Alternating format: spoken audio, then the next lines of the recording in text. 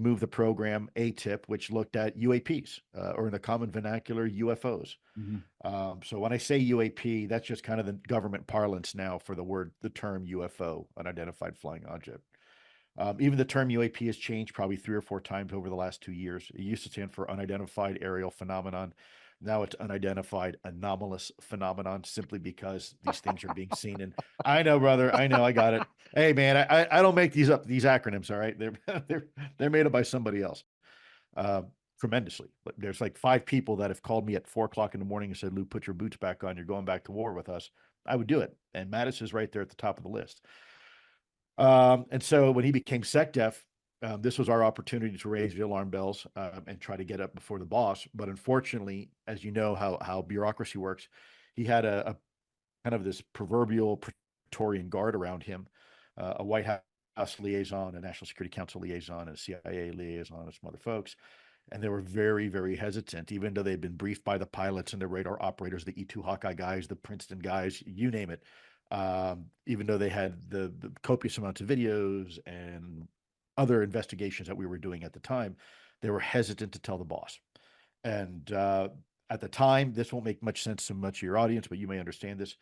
I was at the USDI, Undersecretary of Defense for Intelligence, and we had just let our USDI position became vacant. And basically, they had somebody there who had not been officially Senate approved to be in that position. So they kept asking me, "Well, Lou, let's hold off till we get a new USDI." And I'm like, "Guys, you can't hold off this information. The boss really needs to know. You can back brief a new USDI when they get in, but you really can't afford to wait, because if something bad happens, it could happen, and the boss is going to be on really, you know, he's going to be the one held responsible and accountable." And for me, that's problematic, especially in the national security arena, because the taxpayer expects our military, our national security and defense systems, and our intelligence community to always be prepared. And in fact, that's why we have plans, and war plans, because we try to anticipate the things that you can't even anticipate.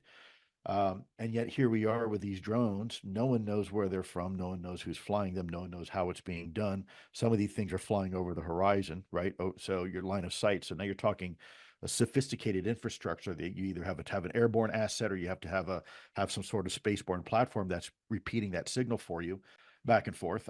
Longevity, loiter time. The things are the size of a small SUV and able to hover for 5, 6, maybe 10 hours at a time.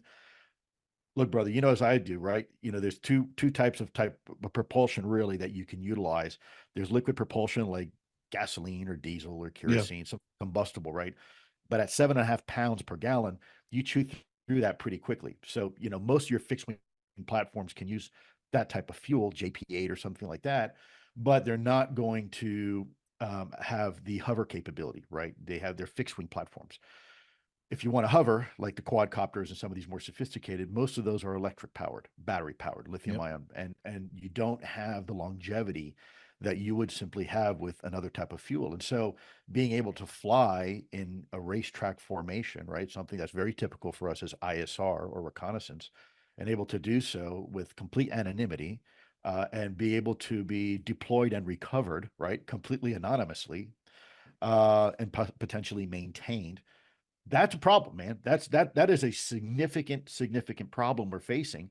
And anybody out there who says that it's not, frankly, doesn't understand the national security apparatus. It is a problem. And when you have people like, you know, former Admiral John Kirby, who's somebody, you know, as a military guy, I always give my vets a break, because I love my vets. I that's where my brotherhood lies and my loyalty.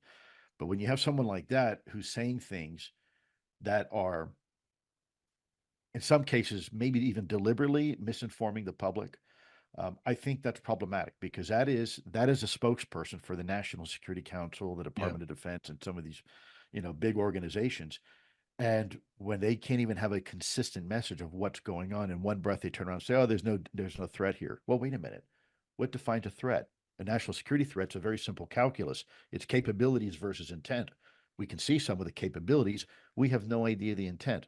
So it's asinine to assume or presume that these things aren't a threat, especially when they're flying unchallenged over controlled U.S. airspace, over sensitive military installations, and our nuclear equities. So this is the same problem I had back in 2017.